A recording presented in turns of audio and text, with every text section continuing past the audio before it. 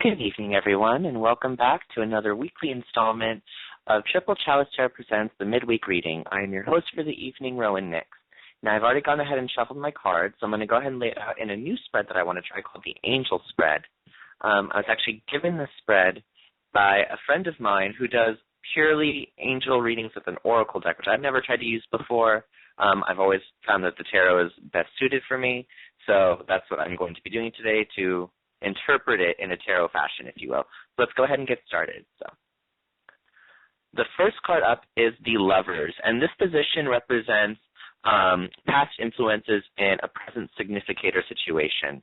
So this can be a relationship going forward, maybe a strength that you took from a past relationship, or that whole Venusian love energy that you may be taking into a present situation. This could be a call to being more loving. This could be a call to keeping your heart chakra open and being more accepting of different races, different people that you may not be accustomed to. Or you may have even had a lover that taught you how to be stronger in your present circumstance. The card that's coming up immediately with this, which represents the situation in the present that you're taking into the future, is the Nine of Swords. Now, the Nine of Swords represents the last trial going forward. It's about a set of circumstances that maybe haven't been favorable. So maybe you're just coming out of a relationship and you're going into the world and you're just sort of done with everything that it represented to you and you're eager to move on and move forward, which is very much in keeping with the Nine of Swords. This card is also saying not to be too jaded. Not everything in life will hurt you. Not everyone in life will hurt you. There will be good people that you'll come across in your day-to-day that you maybe never thought of meeting before. So definitely don't give up on love in that instance. All right, the next card, which represents the where are you coming from. This is purely the past. And this is the Ace of Wands. So this is telling me that who this reading is for is a very positive person at their heart. Maybe you've gone through a set of circumstances, but the Ace of Wands definitely senses to me that you're a passionate person. You're somebody that's illuminated. You're somebody that likes to think about things and see things in maybe a different way. You're a very creative person as well. The Wands are all about creativity, making something out of nothing. So I definitely don't see that you're going to be in the dark for too long in regards to this spread, purely because of that reason alone. A lot of the times when we are in the dark, it's easy to think, oh, we'll never get out. We're going to be stuck in this rut, in this depression, this whatever, forever. But it's not the case. And this card is definitely indicating to me that you are a survivor, that you're someone that is well accustomed to coming into things with nothing and leaving with everything.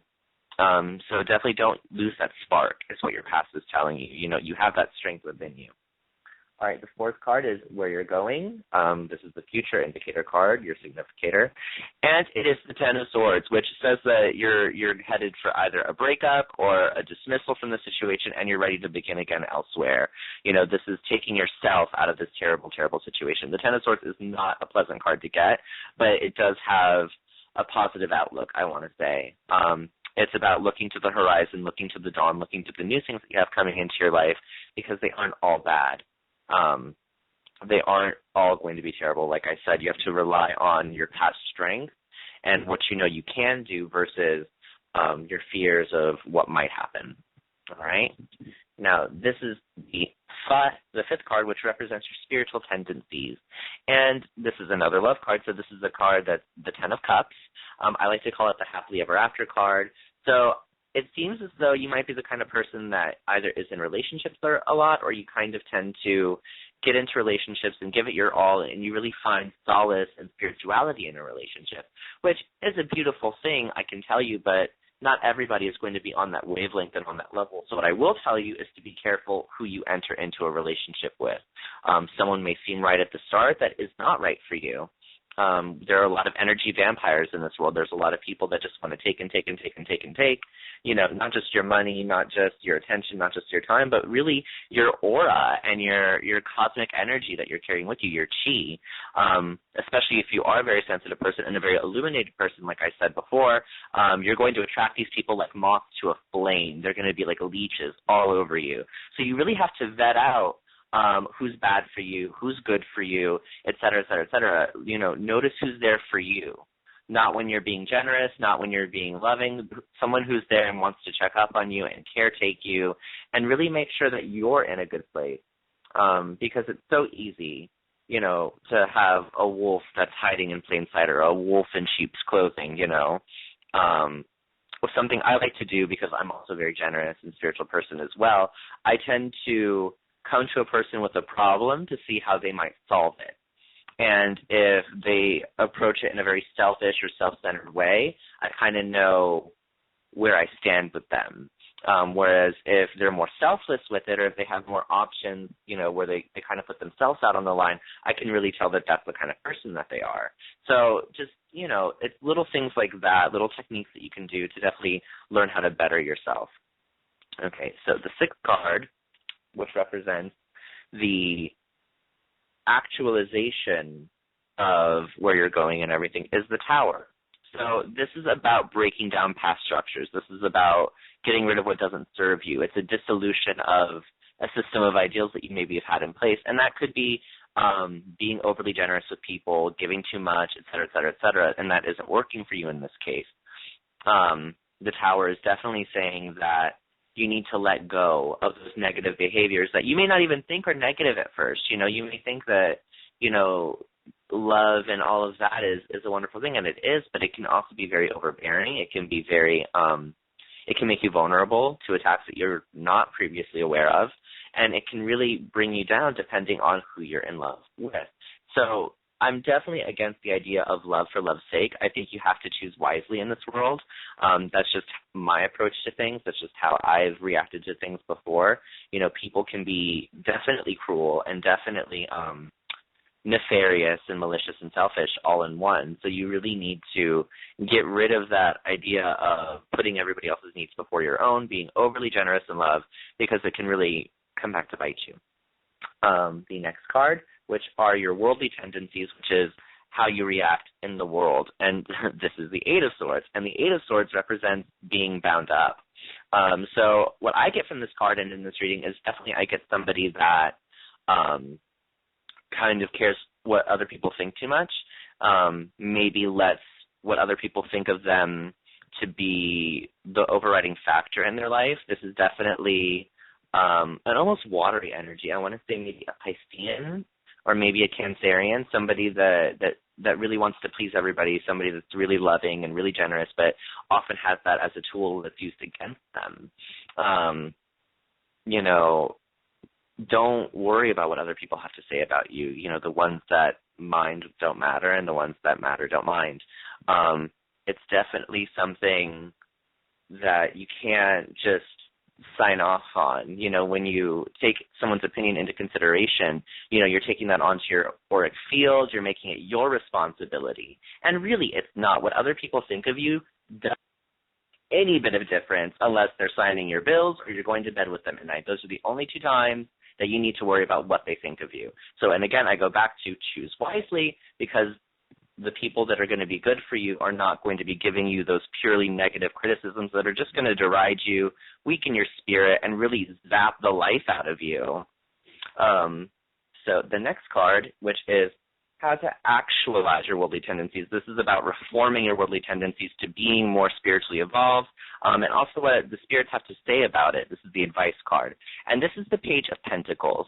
And this card is all about approaching things with a sense of optimism, with a sense of growth. You know, you want to think about like you're planting a seed, right? So you want to think, is this soil good for my seed? Is this crop a good crop? You know, you really have to be a little bit more analytical and a little less emotional. You know, the earth signs are very grounded. They're often too grounded. And it's telling you that you need to pull from that strength. So I definitely think that this whole spread is about a water sign. You need to pull from that strength. You need to pull from that fortitude of the Page of Pentacles, but still keep your, you know, the optimism and the hope for a better tomorrow. You know, you want to hope for a garden growing in Eden and not a barren wasteland where nothing grows, nothing feeds except the vultures. So that's what this card is really saying. And it's, again, I'm going to tell you again, pick your friends wisely, plant the seed, because then if you do, it'll manifest in such a beautiful way that you won't even know what hit you, and all of this negativity that you're going through right now will seem like a distant dream. Right. The next card are your inner feelings, and the inner feelings is the King of Wands. Now, the King of Wands is somebody that's an immensely creative individual, somebody that knows their power, knows their authority, knows how to execute it in such a way, and you really feel that people follow you, which is a wonderful thing. But again, I'm going to go back to don't let it monopolize you. Your inner emotions are telling you that you need to rule. Your inner emotions are telling you that you need to not let the rabble get in the way or not let these people have dominion over your life because, like the card is saying, you're a king. Own it. Own yourself. Own your creativity. Own your passion because it's beautiful. And the right people are going to see that and want to be a part of it. The king also, especially the King of Wands, has this magnetism about them that everybody just wants to be around. They're charismatic, they're jovial, they're the light of the party.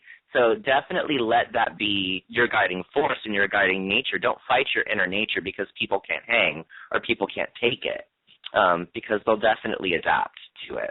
The 8th card, which is the actualization of those inner emotions, is the 2 of Wands. Now, this is talking about new endeavors, adventures. Maybe it's telling you that you need to venture out more. I'm not sure if the person this is for is a recluse or somebody who's more of a homebody. Maybe being in this relationship has made you more of a homebody, but your inner nature is telling you to get out there. You need to be around people. You need to put yourself out there, and you need to really draw your tribe to you. You need to gather your friends. You need to gather your allies and your strength and go out in the world so that you can draw more like-minded people to you. Again, I want to go back to the Page of Pentacles, which is telling you to, really think about building, really think about what something could be, that whole sense of limitless possibility and magnetism that you naturally have within you. So definitely consider that when you're going out, when you're making new friends, when you're enticing prospects come your way, or maybe you're thinking of traveling, etc. Definitely do it because the spread is telling you that. The 8th card is your environment. This is the world at large, how it affects you, and how you feel about it. And this is the Queen of Swords. So the Queen of Swords is saying that you may have some fears about the world at large. You may be a little suspicious or fear betrayal or paranoia. The Queen of Swords is somebody that does not like to give control up readily. They can be very defensive, very possessive. I have been compared to the Queen of Swords a time or two, so I know what I'm talking about. But it's also saying that if this is your view of the world, it's not accurate. All right, then the next card is going to be the qualities that you have to overcome, which is the King of Swords, which is being too high-handed or too in your own feelings about it. And the final outcome is the Page of Swords, which is, again, talking about lying and deception. So you really want to make sure that you have the strength to cut out the right people in your life. I'm Rowan, and thank you so much for listening in tonight. I hope this helps.